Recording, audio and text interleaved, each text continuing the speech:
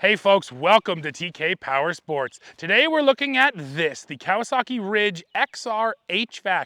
Now because it's the XR HVAC model, this thing promises a fun ride on the trails and serious comfort considering it has heating and air conditioning, and you know we're gonna put it all to the test. So in this video, we'll hit the trails, we'll find the mud, rocks, and water, and then I'll tell you how fun it is and how comfortable it is in that cab. Make sure you stay tuned.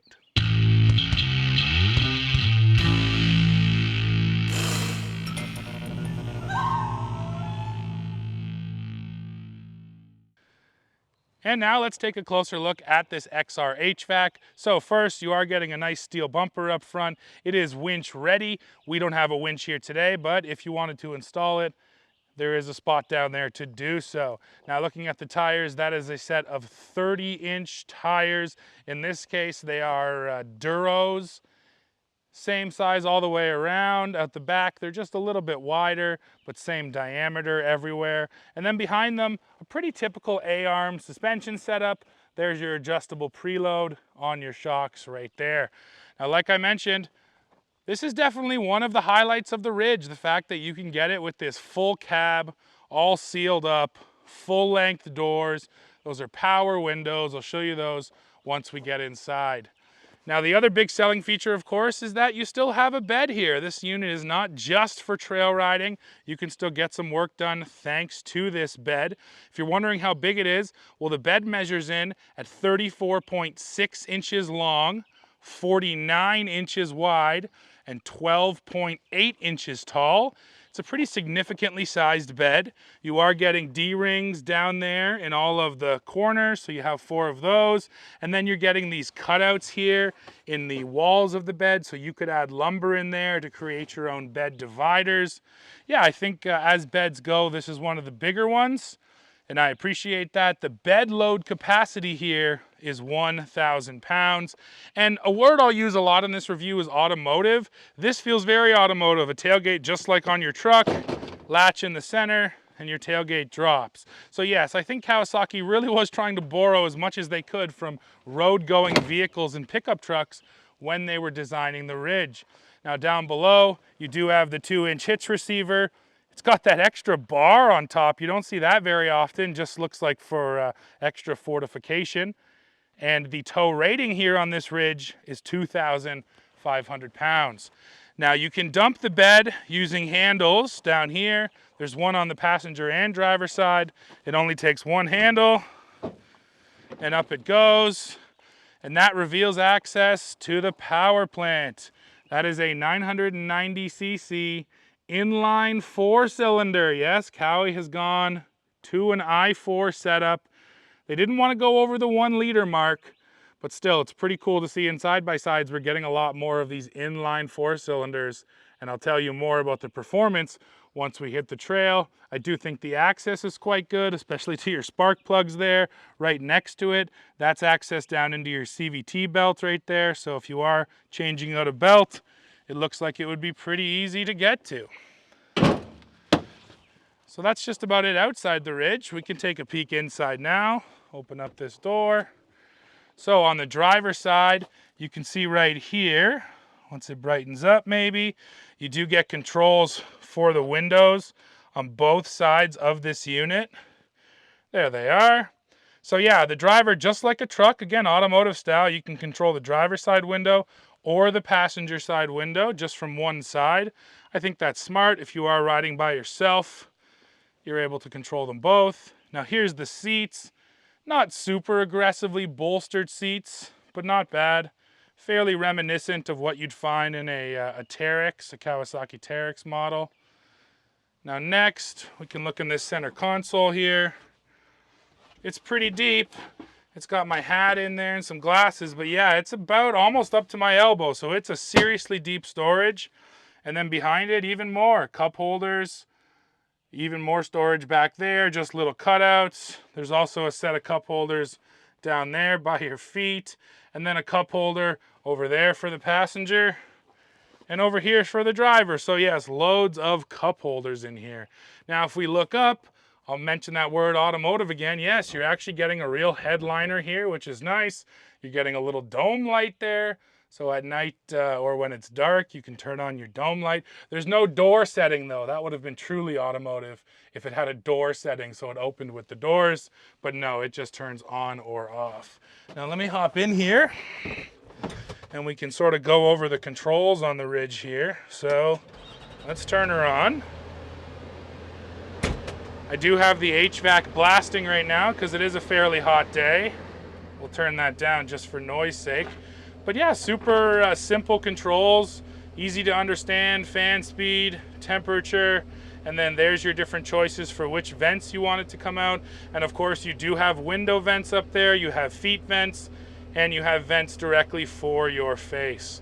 Now right underneath that, here's one of the storage features I really like. It's this rubberized storage bin. So this is actually soft, so if you put something in there, it's actually gonna hold onto it for you, which is cool.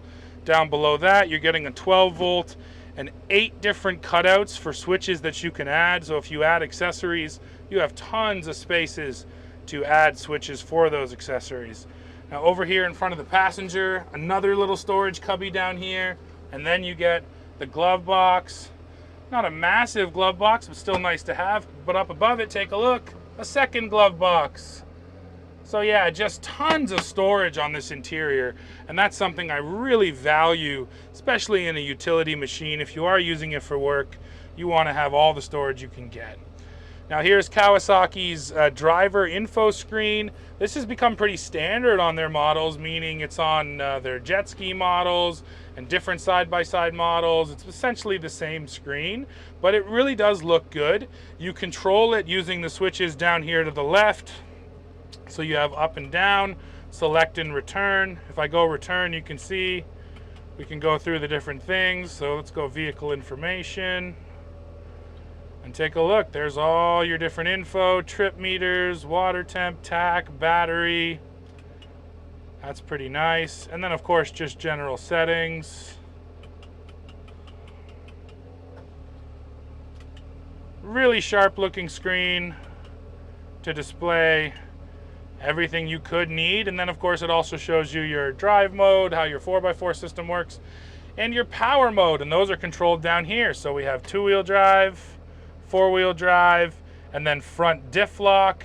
And then for power modes, we have work mode, normal mode, and sport mode.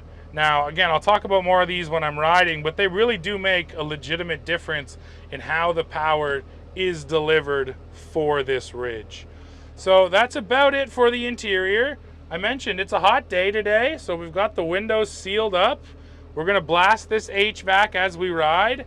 It's roughly 27, 28 degrees Celsius. So a nice hot sunny day. We'll get a real chance to feel how the air conditioning cools down this cab. That's it for the walk around. Let's hit the trail.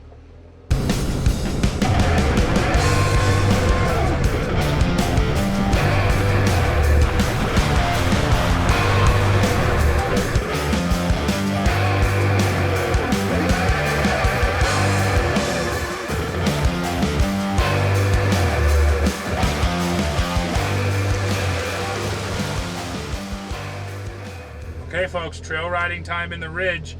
First things first, let's feel the power. Got it in sport mode, high, 4-wheel drive. I'm gonna floor it, let's feel it.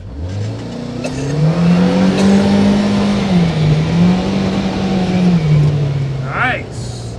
So the power's pretty darn good. I certainly wouldn't call it immediate. It does take a second for the CVT to kind of deliver that real hit of power. But when it comes on, it's more than enough for this unit. Not a crazy powerful engine, I wouldn't say anything like that, but I would say it's very well matched to what you'll be doing on the trail in the Ridge. Now, power is one thing, but we do have to talk about the noise here, because not only is this inline 4 fairly quiet, it's not whisper quiet. I kind of expected it to be quieter, if I'm honest, but here's the thing, it's not just about the overall noise levels. It's just a really smooth exhaust note, such a smooth engine note, and that's just thanks to the fact that it is an inline 4. This engine setup always lends itself to some of that smoothness. That's why so many, small cars run little inline 4 cylinders. So the advantage of Kawi going to I4 is a smooth engine note, and then yeah, just smoothness from the engine. You don't get any weird vibrations. The NVH is so well managed here, and that is thanks to the engine, but it's also thanks to this cab.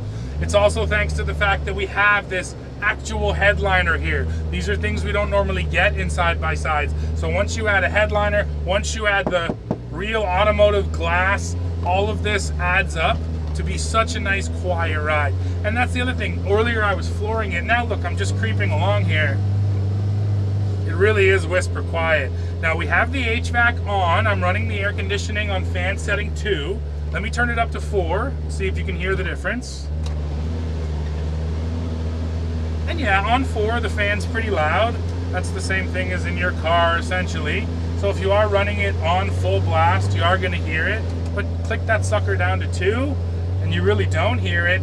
And you know what? It takes that heat out of the cabin so nicely. Like I mentioned earlier, it's about 27 degrees Celsius right now, and sitting in here, you wouldn't know it. And that's sort of one of the beauties of this Ridge, and why I think the word comfort is going to keep coming back in this review, because the cab makes it comfortable, the suspension is comfortable, the fact that it's so quiet and has that nice exhaust note, that lends itself to comfort for your ears. So yes, comfort really is the name of the game for the Ridge, and that's one area where it does really well. Now I will get to my first complaint, and that is sort of the fun factor. So I've been running this thing for 2 weeks now on all kinds of trails. We've had it on our mud trails, and it is capable. I don't want that to not come across in the video. In fact, here you can see me running the hydro line, pushing through that water and that mud. The Duros were absolutely great. Tons of grip, tons of clearance. I wasn't kissing rocks down in that mud pit or anything like that. So capability is not really a concern I have with this machine. The one issue is, because there's an extra level of insulation with the cab, with the HVAC, with the windows, it's just not quite as fun as many other side-by-sides out on the market, at least in my experience. This is a bit of a personal preference thing, and I'll give you 2 other main reasons why I feel this isn't that fun. The first one is the steering. This is extremely overboosted power steering. For my liking, yeah, it's way too numb. This steering wheel has such a little amount of feedback to it. Yeah, to me, that just takes away the fun. It's, once again, that word insulation. It's insulating me from what's going on underneath me on the trail, and that's not a good thing. I like to feel what's going on with my tires. I like to feel that feedback, and there's almost none in this wheel. So that was clearly a choice made by Kawasaki to add to the comfort. If you're out here driving this thing for 8 hours on a rough trail, this steering wheel is going to be really nice to you and really nice to your hands, but it's not that fun. And then the other thing is just the seating position. You know, it's definitely bucket seats, but a much more upright position than a lot of the other trail-focused machines have. And that's usually the difference. The more upright you are, sort of the more utilitarian the ride feels. And that's what's going on here in the Ridge. So even in the Ridge XR, which is the model that's sort of meant to be more trail-focused and fun, that's maybe the biggest complaint I can lodge against this machine. It doesn't have that raw kind of fun factor that a lot of other side-by-sides do. Now let me talk ergonomics in this cabin. I fit great in here. I stand at 6'2", still have loads of headroom here, even with my bucket on. Lots of knee room. The steering wheel does tilt, so if you're a taller rider, you can tilt it up. Depends on what you want, but yeah, ergonomically it's huge. And then at 64 inches wide, my passenger has tons of space as well. We're not touching each other, you're not rubbing elbows. So the space in here is also quite good in this cabin. And then I showed it to you on the walk around, but I just love all the storage. Any machine that wants to be, considered utility at all, it better have storage. And Kawi did that here. Every single spot where they could build in a cubby or a glove box, they did it. And to me, that is a huge deal. So yes, ergonomics are great. Storage is great. Love the power windows. Look how nice that is, just like in your truck or your car. Roll your window down, roll it back up. I can do the same thing on the passenger side, which is really nice. And then, hey, I even have a windshield wiper and a sprayer. So if I get mud on the windshield, I can clean it and spray it off.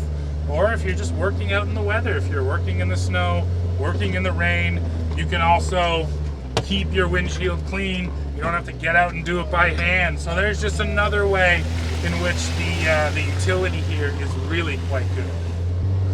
Now let me talk through the power mode. So I did run it in sport mode for this whole ride so far. I'll go down to normal and then even into work. And you do have to lift your foot off the throttle for those modes to change. So it won't just change abruptly when you hit the switch. Essentially that's what it's doing. It's changing the throttle response and how much you have to dig into the pedal to get power. When I was backing this thing out of our shop this morning, I put it into work mode because then it's not jumpy. It's not all over the place. And when you are in tight confines and you're trying to back out or back in or control a trailer, work mode is great. Now it doesn't limit your power, even in work mode. If I put my foot to the floor, I'm gonna get maximum power output from the engine. It's just the way that power is delivered within the throttle pedal travel. So I really appreciate having the modes because yeah, work mode is self-explanatory for work situations, but also for things like rock crawling, any slow speed maneuvers on a trail. It's nice to be able to stick it in work, still have access to full power, but it doesn't feel jumpy because when I put it up into sport, jumpy is the name of the game. The power is right there. It's quite responsive underneath your foot. So if you are trying to be smooth, sport mode will not serve you well. But if you do have some wide open trails and you just want to maximize, your acceleration and how this thing feels, sport mode's also pretty fun. So nice to have those different modes for riding with. And speaking of power and modes, why don't we go now and do a top speed run, see where this thing maxes out. Okay, time for the top speed run. We're gonna do it 4-wheel drive, and we are in sport mode. So let's stick that on there. And let's see what we can get out of it. Ready? In 3, 2, 1, let's go.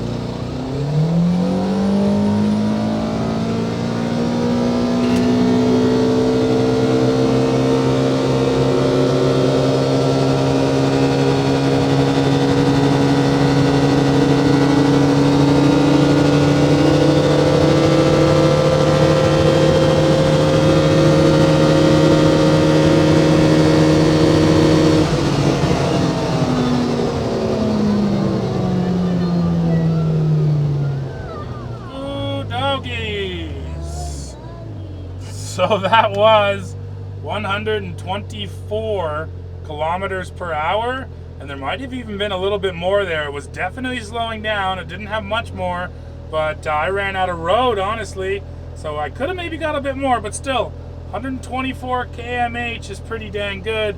And I will say one other thing, which maybe was obvious.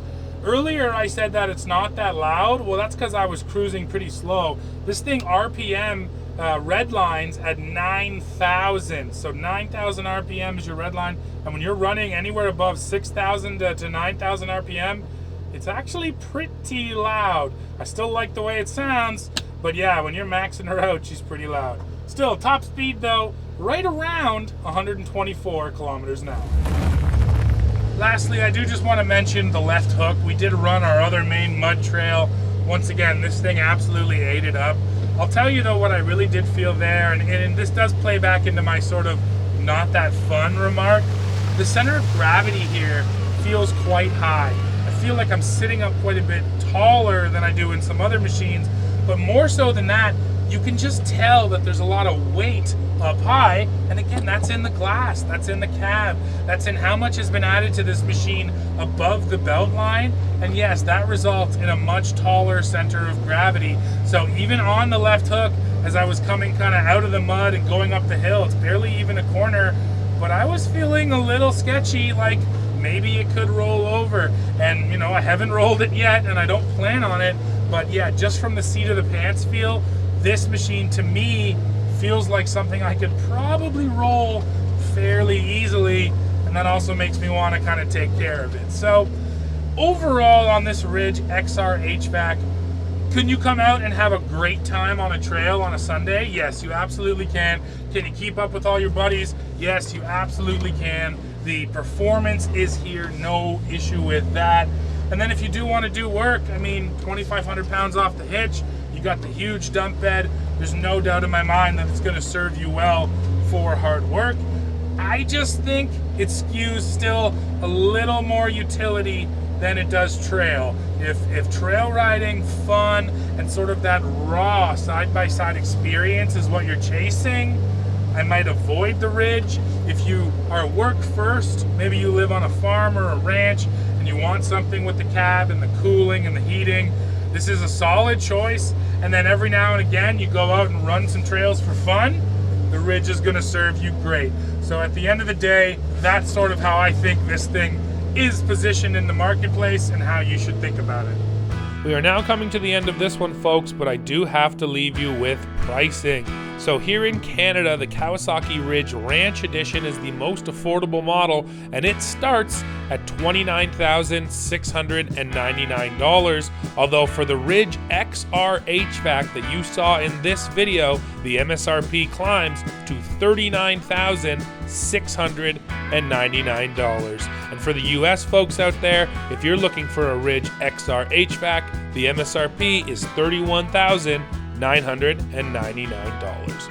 So yes, folks, I said it. That is the end of this one. Please drop into the comments. Let me know what you think of the Kawasaki Ridge. While you're down there, don't forget to hit the like button, hit the subscribe button, hit join to become a member, and then come right back here to TK Power Sports to see what we're testing next. See ya.